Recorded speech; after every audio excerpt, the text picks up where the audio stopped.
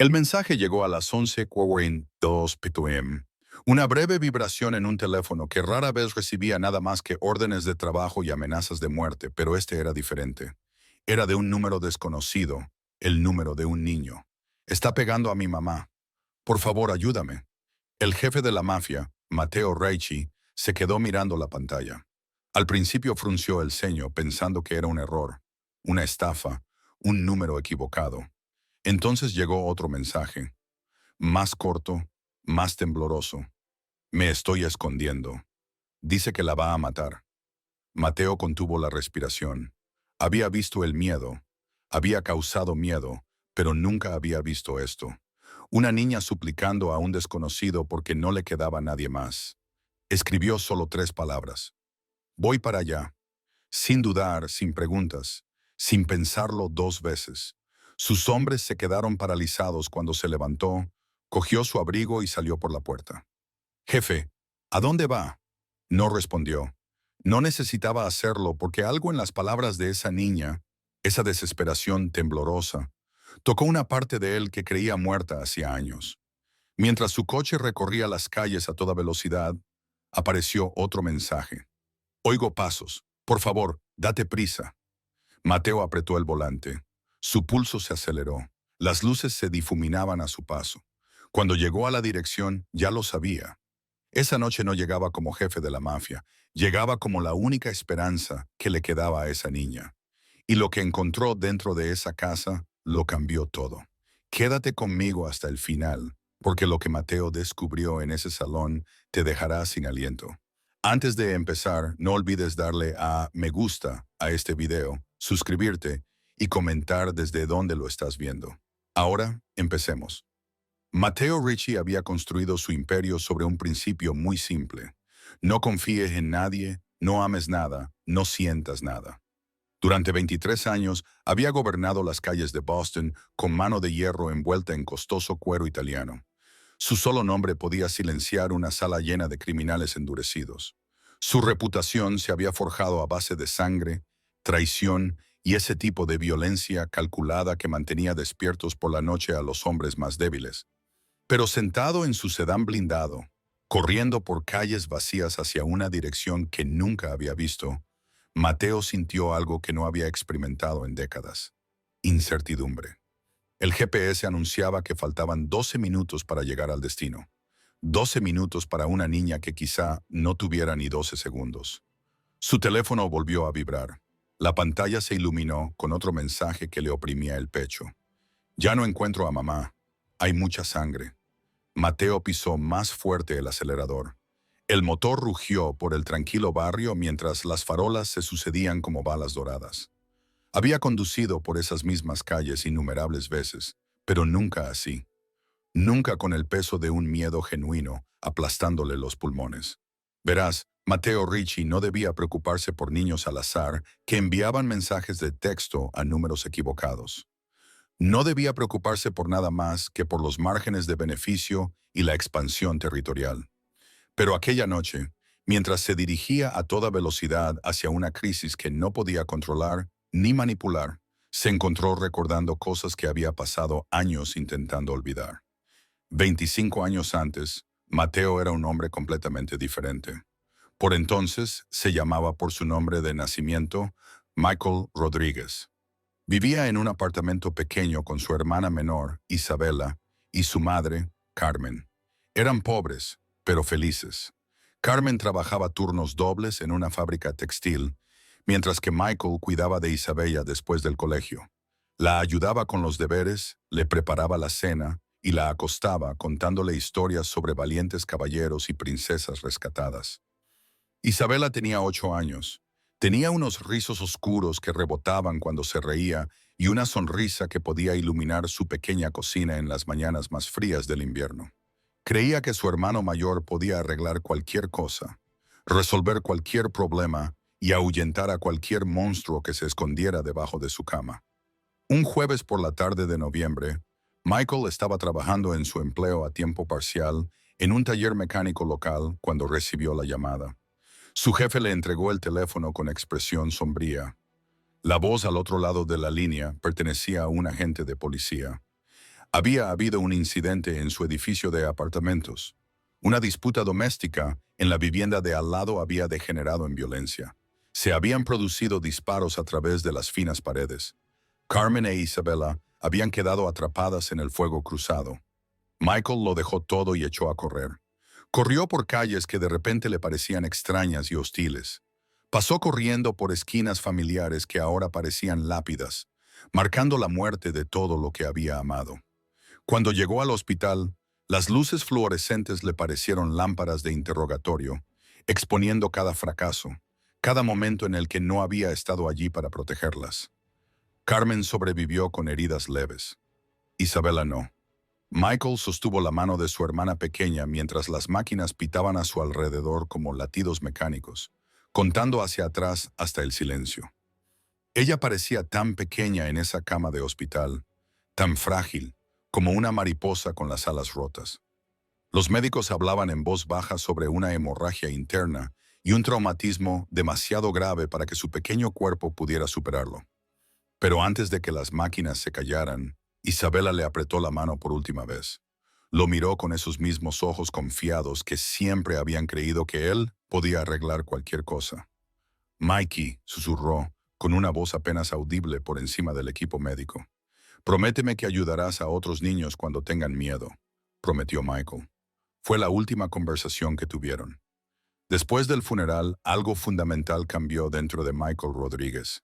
La parte de él que creía en la justicia, en la equidad, en la posibilidad de que las personas buenas pudieran vivir vidas seguras murió con Isabela. Lo que surgió de ese dolor fue más frío, más duro, más calculador. Se dio cuenta de que la policía no podía proteger a su familia. La ley no pudo salvar a su hermana. El sistema había fallado a todos sus seres queridos. Así que Michael decidió convertirse en el sistema. Empezó poco a poco, llevando las cuentas de los corredores de apuestas locales. Aprendió cómo funcionaba realmente el poder en su barrio, quién controlaba qué, dónde se tomaban las decisiones importantes. En 5 años, pasó de ser un hermano afligido a un temido ejecutor. En 10 años controlaba 3 manzanas de la ciudad. En 15 años era dueño de la mitad de la costa. Y en algún momento del camino, Michael Rodríguez desapareció por completo. Lo que quedó fue Mateo Ricci, un hombre que había construido muros tan gruesos alrededor de su corazón que nada podía penetrarlos. Un hombre que se había convencido a sí mismo de que preocuparse por alguien era un lujo que no podía permitirse hasta esa noche. El GPS anunció que faltaban 5 minutos para llegar al destino. Los nudillos de Mateo estaban blancos contra el volante. Llegó otro mensaje. Este era diferente, más débil. Creo que me voy a dormir. Estoy muy cansada. Ese mensaje golpeó a Mateo como un golpe físico. Reconoció el tono inmediatamente. Lo había oído antes en la voz de su hermana durante aquellas últimas horas. Era el sonido de alguien que se rendía, del cuerpo de una niña que se apagaba por el trauma y el miedo. No, dijo en voz alta al coche vacío. Esta noche no. Otra vez no. Mateo cogió el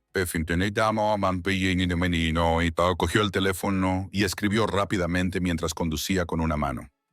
Mantente despierta. Háblame. ¿Cómo te llamas? La respuesta llegó lentamente.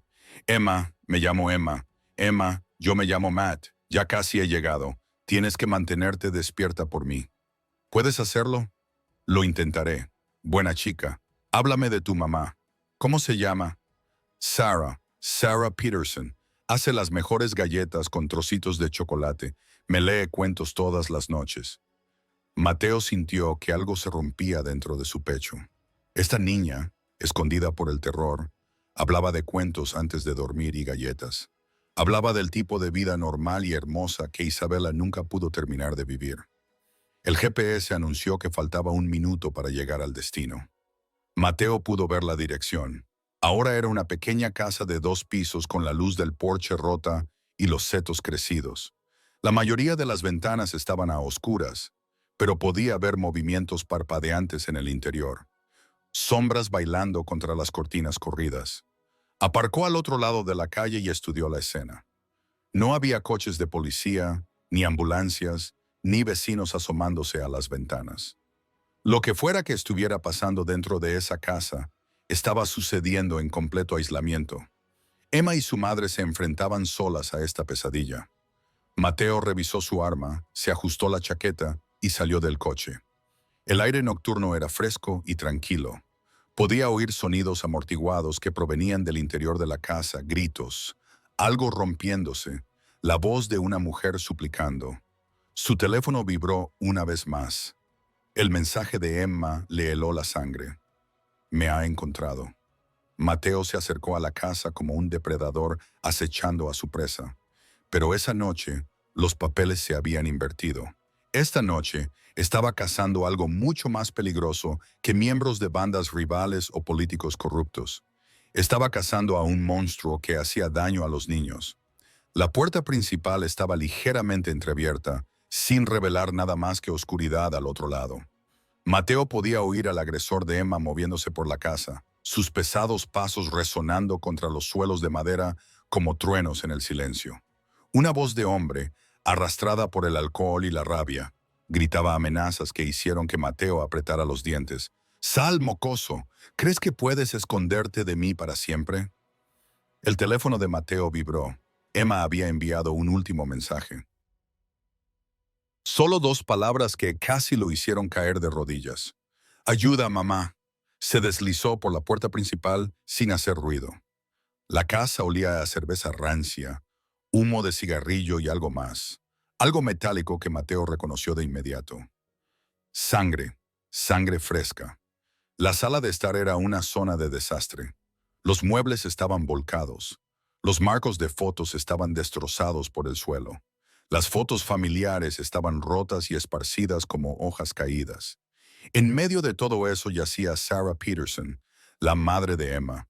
Estaba inconsciente, con el pelo rubio enmarañado y manchado de sangre, respirando con dificultad, pero estaba viva. Mateo se arrodilló a su lado y le tomó el pulso con la misma delicadeza con la que había consolado a Isabela. El latido del corazón de Sarah era débil, pero constante. Había recibido una paliza brutal, pero sobreviviría si recibía atención médica pronto. Unos pasos pesados retumbaban en el pasillo. El hombre se estaba acercando al lugar donde Emma se escondía. Mateo podía oírlo abrir puertas de un tirón y maldecir cuando encontraba armarios y baños vacíos. «Sé que estás aquí, pequeña pestilencia. Cuando te encuentre, desearás no haber cogido nunca ese teléfono». Mateo se levantó lentamente. Todos los músculos de su cuerpo se tensaron como un resorte, listos para liberar 23 años de violencia controlada. Esto ya no era un asunto de negocios. No se trataba de territorio, respeto o miedo. Era algo personal que llegaba hasta lo más profundo de su alma y exigía justicia. El agresor apareció al final del pasillo. Era un hombre grande, probablemente de 1,90 patín, con brazos como troncos de árbol y manos manchadas con la sangre de Sarah. Se llamaba Derek Walsh, aunque Mateo aún no lo sabía. Lo que Mateo pudo ver de inmediato fue el tipo de brutalidad cobarde que se cebaba con los indefensos, los vulnerables, los inocentes. Derek se quedó paralizado cuando vio a Mateo de pie en su salón. Por un momento, la confusión se reflejó en su rostro ebrio. No era lo que esperaba encontrar. No era un vecino, ni un policía, ni un ciudadano preocupado que se echaría atrás ante una amenaza. Era algo completamente diferente. «¿Quién demonios eres tú?», balbuceó Derek, tambaleándose ligeramente. «Esto no es asunto tuyo, amigo. Sal de mi casa antes de que te eche». Mateo no dijo nada. Simplemente estudió a Derek con el mismo frío cálculo que había utilizado una vez para evaluar a sus rivales comerciales antes de destruirlos. Catalogó sus debilidades, midió distancias, calculó exactamente cuánta fuerza se necesitaría para neutralizar esta amenaza de forma permanente. «He dicho que te vayas», rugió Derek, tambaleándose hacia adelante con los puños en alto. Mateo se movió como un rayo, golpeando el agua. En un momento, Derek se abalanzaba sobre él. Al siguiente, estaba tumbado de espaldas con la mano de Mateo alrededor de su garganta. La velocidad y la precisión del derribo fueron quirúrgicas, profesionales, aterradoras en su eficacia. «Escucha con mucha atención», dijo Mateo, con una voz apenas superior a un susurro. Voy a hacerte una pregunta, y tu vida depende de que me des la respuesta correcta. ¿Dónde está la niña? Los ojos de Derrick se hincharon mientras luchaba contra el agarre de Mateo. Intentó hablar, pero solo logró emitir sonidos ahogados. Mateo aflojó el agarre lo suficiente como para permitirle hablar. No sé de qué estás hablando, jadeó Derek. Respuesta incorrecta. Mateo volvió a apretar el agarre, esta vez con suficiente presión como para que la visión de Derek comenzara a desvanecerse por los bordes. Déjame reformularlo. Emma Peterson, 8 años, cabello rubio, probablemente escondida en algún lugar de esta casa, mientras tú la aterrorizabas y golpeabas a su madre hasta dejarla inconsciente. ¿Dónde está? La mención del nombre de Emma pareció penetrar en el cerebro empapado de alcohol de Derrick. Su expresión pasó de la confusión a algo parecido al miedo. No miedo a Mateo, todavía no, sino miedo a que su secreto fuera descubierto. Probablemente esté arriba, jadeó. Mira, tío, todo esto es un malentendido. Sara es mi novia, tuvimos una pelea, las cosas se nos fueron de las manos. Pero Emma ni siquiera es mi hija. Solo intentaba disciplinarla. La otra mano de Mateo se movió hacia su chaqueta. Los ojos de Derek se agrandaron al vislumbrar el arma que llevaba allí. De repente, le jarasi. La gravedad de su situación se hizo evidente. Por favor, susurró Derek. No quería que las cosas llegaran tan lejos. Yo tampoco, respondió Mateo. Pero antes de que pudiera hacer su siguiente movimiento, una vocecita llamó desde arriba, débil, asustada, pero sin duda viva. Matt, ¿eres tú? Emma.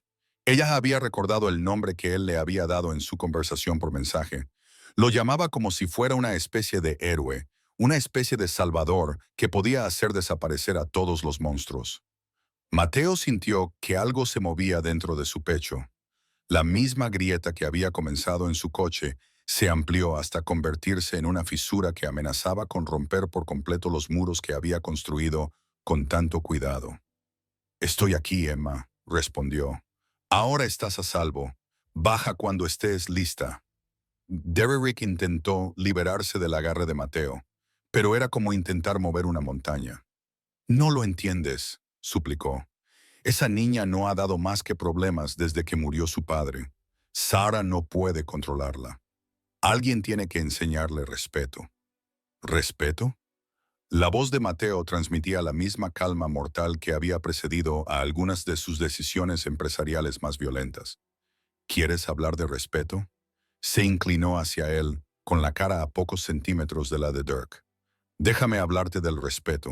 El respeto es lo que una niña debe sentir cuando está a salvo en su propia casa.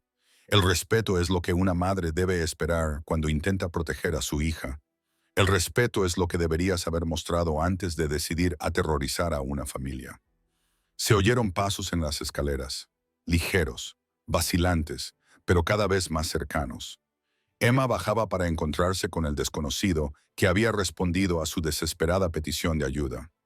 Mateo tomó una decisión que perseguiría a Derek Walsh durante el resto de su considerablemente acortada vida. Levantó al hombre y lo arrastró hacia la cocina, fuera del campo de visión de Emma. Lo que sucediera a continuación determinaría si Derrick viviría para ver otro amanecer, pero no sucedería delante de una niña traumatizada.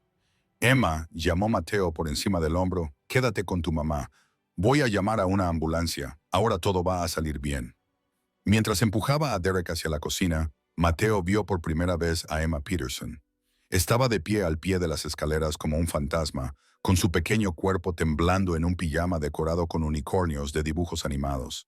Tenía el pelo rubio enredado y los ojos muy abiertos por el tipo de terror que ningún niño debería experimentar jamás. Pero estaba viva, respiraba. Lo miraba con la misma expresión de confianza que Isabella había tenido hacía tantos años. Gracias por venir, susurró Emma. Esas 5 palabras casi destruyeron a Mateo por completo, porque en ese momento se dio cuenta de que no se trataba de venganza, justicia o ajustar cuentas. Se trataba de cumplir una promesa que le había hecho a una niña de 8 años moribunda hacía 25 años. Se trataba de ayudar a otros niños cuando tenían miedo.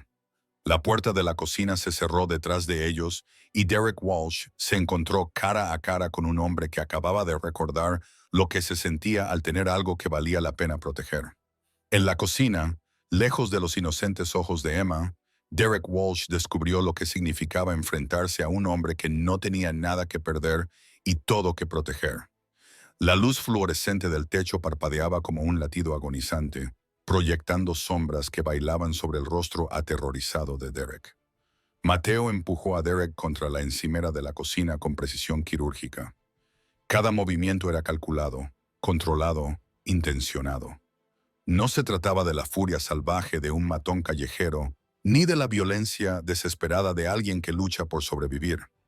Era la aplicación metódica de la fuerza por parte de un hombre que había perfeccionado el arte de hacer desaparecer a la gente. «Tienes 30 segundos para explicarte», dijo Mateo, con una voz tan tranquila que casi parecía una conversación. «Y te sugiero que elijas tus palabras con mucho cuidado, porque podrían ser las últimas que pronuncies». Las manos de Derek temblaban mientras intentaba articular palabras. El alcohol que había alimentado su brutalidad anterior ahora jugaba en su contra, entorpeciendo sus pensamientos y haciendo que su lengua se le atascara. «Mira, sé cómo se ve esto, pero no entiendes toda la situación. Ilústreme. Sara lleva 6 meses viéndome. Desde que su marido murió en ese accidente de coche, está hecha un desastre. No puede controlar al niño, no puede pagar las facturas, no puede mantener la casa en orden. Yo la he estado ayudando, ya sabes, dándole dinero, arreglando cosas por aquí, intentando ser una figura paterna para Emma». La expresión de Mateo no cambió, pero Derek podía sentir que algo cambiaba en el ambiente que los rodeaba, algo peligroso que se acumulaba como la presión antes de una tormenta. «Continúa», dijo Mateo. «Esa noche fue diferente. Sara había estado bebiendo y discutimos sobre el comportamiento de Emma. La niña se ha estado portando mal desde que murió su padre. Le contesta, se niega a hacer las tareas domésticas, se queda fuera más allá de la hora de llegada. Sara me pidió que la ayudara a disciplinarla, pero cuando intenté hablar con Emma, me contestó de mala manera». Derek hizo una pausa, evaluando la reacción de Mateo. La completa quietud del hombre que tenía delante era más aterradora que cualquier grito o amenaza. «Así que golpeaste a una mujer inconsciente y aterrorizaste a su hija de 8 años», afirmó Mateo. No era una pregunta. No se suponía que iba a llegar tan lejos. Sara se interpuso entre nosotros cuando intentaba enseñarle a Emma un poco de respeto. Empezó a pegarme, a arañarme la cara, a gritar como una loca. La empujé, quizá con demasiada fuerza, y ella cayó y se golpeó la cabeza con la mesa de centro. Fue un accidente. Y Emma, la voz de Derek bajó hasta convertirse en un susurro. Lo vio todo, empezó a gritar y a llorar, diciendo que iba a llamar a la policía. No podía permitir que lo hiciera. «Tengo órdenes de arresto, tío. Pensión alimenticia impagada, acusaciones de agresión por parte de mi exmujer. Si aparecía la policía, estaría de vuelta en la cárcel del condado antes del amanecer». Mateo absorbió esta información como un ordenador procesando datos. Cada detalle, cada excusa, cada justificación que Derek ofrecía solo confirmaba lo que ya sabía. No se trataba de un crimen pasional ni de un momento de mal juicio. Era el patrón de comportamiento de un depredador que había ido escalando su violencia hasta que alguien finalmente lo detuvo. «Así que persiguió a una niña traumatizada por su propia casa», continuó Mateo. «Destruyó su sensación de seguridad, su confianza en los adultos que se suponía que debían protegerla, y lo hizo todo para evitar afrontar las consecuencias de sus delitos anteriores. Cuando lo plantea así, suena peor de lo que fue». «No», dijo Mateo, dejando por fin que un atisbo de emoción se colara en su voz. «Suena exactamente como fue». En la sala de estar, podían oír la suave voz de Emma hablando con su madre inconsciente. Le estaba contando a Sara sobre el hombre amable que había venido a ayudarlas, prometiéndole que ahora todo estaría bien, rogándole que despertara para que pudieran ir a comprar helado al día siguiente, como habían planeado. El sonido de esa vocecita, tan llena de esperanza, A pesar de todo lo que había soportado, rompió algo fundamental dentro de Mateo. Todos los muros que había construido, todas las barreras que había levantado para mantener al mundo a distancia, se derrumbaron en un instante. Pensó en los últimos momentos de Isabela, en cómo le había hecho prometer que ayudaría a otros niños asustados. Pensó en todos los años que había pasado convenciéndose a sí mismo de que esa promesa era imposible de cumplir, de que preocuparse por alguien solo le causaría más dolor. Pero Emma Peterson le había demostrado que estaba equivocado. Su desesperado mensaje de texto había atravesado la oscuridad de su aislamiento cuidadosamente construido y le había recordado quién solía ser, en quién aún podía elegir convertirse. Derek, dijo Mateo, con una voz que había cambiado por completo, quiero que entiendas algo. En mi trabajo me he encontrado con todo tipo de delincuentes que puedas imaginar. Traficantes de drogas que envenenan a las comunidades. Tiburones solitarios que destruyen familias. Asesinos a sueldo que acaban con vidas por dinero. ¿Pero sabes lo que he aprendido en todos mis años haciendo esto? Derek negó con la cabeza, demasiado aterrorizado para hablar. Los peores monstruos no son los que matan por negocios.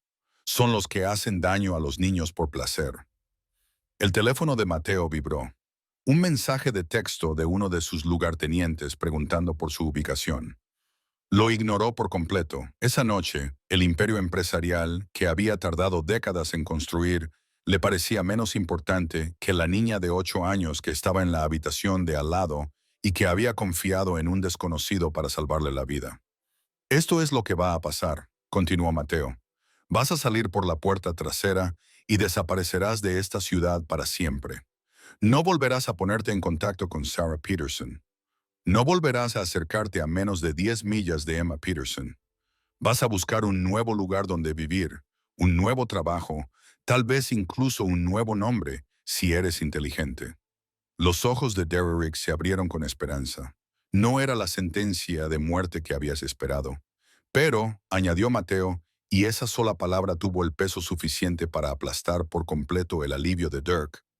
Si alguna vez me entero de que le pones las manos encima a otra mujer o a otro niño, si tu nombre aparece en mi escritorio en relación con cualquier tipo de violencia doméstica, si tan solo levantas la voz a alguien más débil que tú, te encontraré.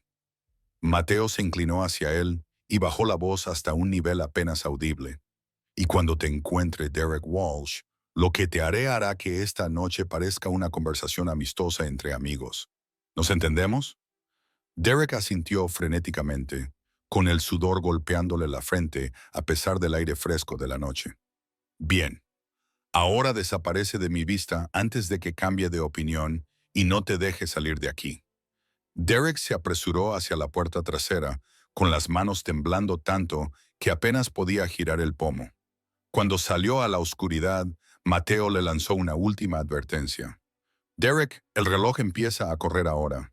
Tienes 24 horas para salir de esta ciudad. Si dentro de 25 horas sigues aquí, nuestra conversación continuará de forma permanente.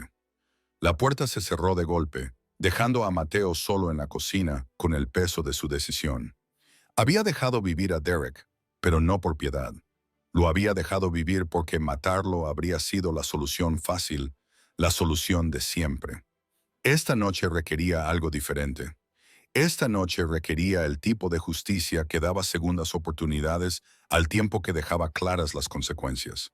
Mateo sacó su teléfono y marcó un número que se sabía de memoria. La doctora Elizabeth Chen respondió al segundo tono a pesar de la hora tardía. Mateo, ¿qué pasa? Necesito un favor, Elizabeth.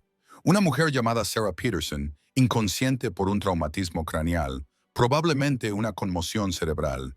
Necesita atención médica inmediata, pero sin preguntas, sin denuncias policiales.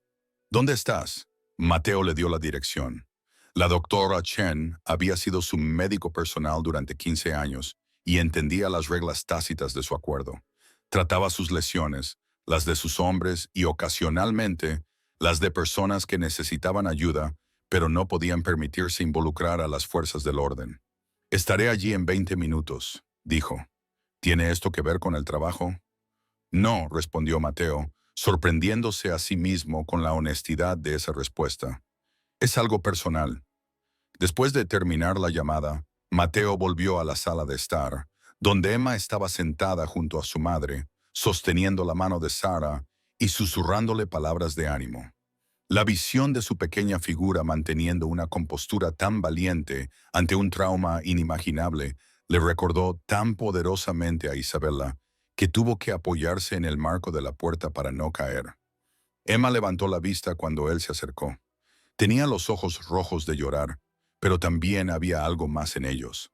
Alivio, gratitud, confianza. ¿Se ha ido?, preguntó en voz baja. Se ha ido, confirmó Mateo. No va a volver. ¿Mamá se pondrá bien? Mateo se arrodilló junto a Emma, poniéndose a la altura de sus ojos, tal y como había hecho con Isabela tantos años atrás. He llamado a una doctora muy buena. Ella cuidará de tu mamá y se asegurará de que se recupere. Emma asintió con la cabeza, aceptando esta promesa con la fe sencilla que los niños poseen antes de que el mundo les enseñe a dudar.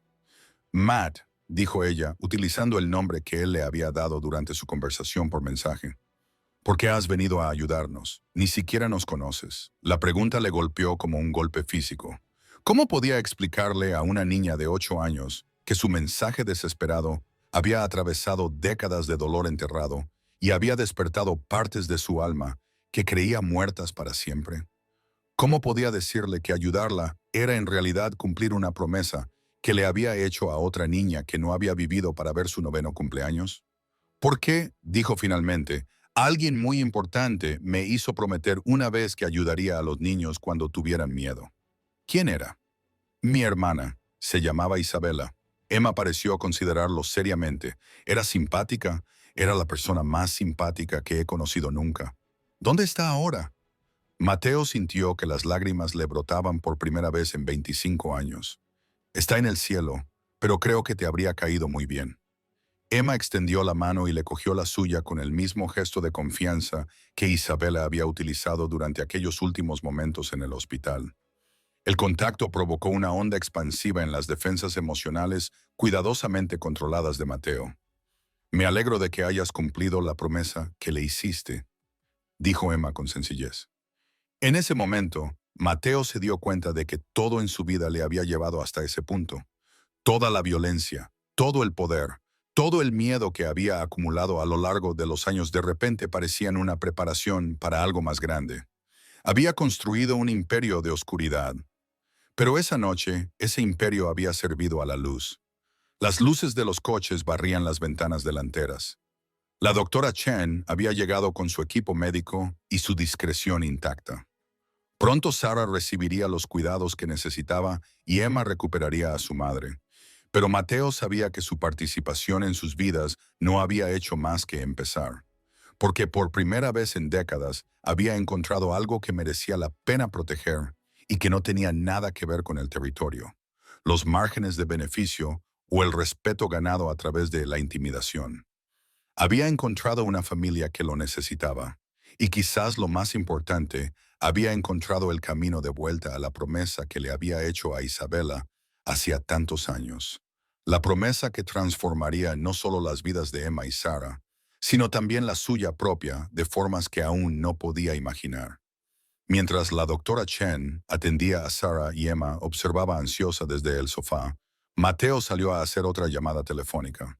Esta pondría en marcha cambios que se extenderían por toda su organización y más allá. Vincent, dijo cuando su segundo al mando respondió, necesito que organices algo. Un fondo fiduciario, completamente anónimo, suficiente para cubrir la matrícula universitaria y los gastos de manutención de una joven. Jefe, ¿qué está pasando?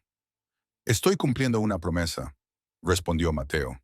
Y Vincent, despeja mi agenda para las próximas semanas. Tengo algunos asuntos personales que atender. Por primera vez en 25 años, Mateo Ricci estaba anteponiendo la familia. Y la niña que había enviado un mensaje desesperado al número equivocado estaba a punto de descubrir que, a veces, los ángeles de la guarda más inesperados visten trajes caros y cargan con el peso de sus propias historias de redención. La noche estaba lejos de terminar, pero todo había cambiado. Porque a veces se necesita el valor de un niño para recordar a un hombre perdido quién estaba destinado a ser. Destinado a ser. 6 meses después, Emma Peterson estaba de pie en la puerta de su nueva habitación, mirando a través de las relucientes ventanas cómo jugaban los niños en el barrio seguro al que Mateo los había trasladado discretamente. Sara se había recuperado por completo. Sus moretones habían desaparecido hacía tiempo. Había recuperado la sonrisa. Pero la verdadera transformación le había correspondido al hombre que había respondido al mensaje de texto de una niña desesperada. Mateo los visitaba todos los domingos, no como el temido jefe del crimen de Boston, sino como el tío Matt, el hombre que le enseñaba ajedrez a Emma y la ayudaba con sus deberes. Había cumplido su promesa a Isabella de una forma que nunca hubiera imaginado. El imperio que había construido a base de miedo ahora servía a un propósito diferente: proteger a familias como la de Sarah y Emma de los monstruos que acechaban en las sombras. Derek Walsh había desaparecido aquella noche, tal y como Mateo había prometido. Se había corrido la voz en los bajos fondos sobre lo que les sucedía a los hombres que hacían daño a los niños en la ciudad de Mateo Ricci. El mensaje era claro y absoluto. Pero el cambio más profundo no se produjo en las calles de Boston ni en la casa de los Peterson. Se produjo en el propio Mateo. Había descubierto que el corazón más duro podía elegir el amor en lugar de la venganza, que el alma más oscura podía encontrar la redención en la confianza inocente de un niño que necesitaba ser salvado. El mensaje desesperado de Emma se había enviado al número equivocado. Pero a veces el número equivocado resulta ser exactamente la persona adecuada en el momento adecuado. A veces la salvación llega de los lugares más inesperados, vistiendo trajes caros y cargando con el peso de las promesas hechas a niños moribundos.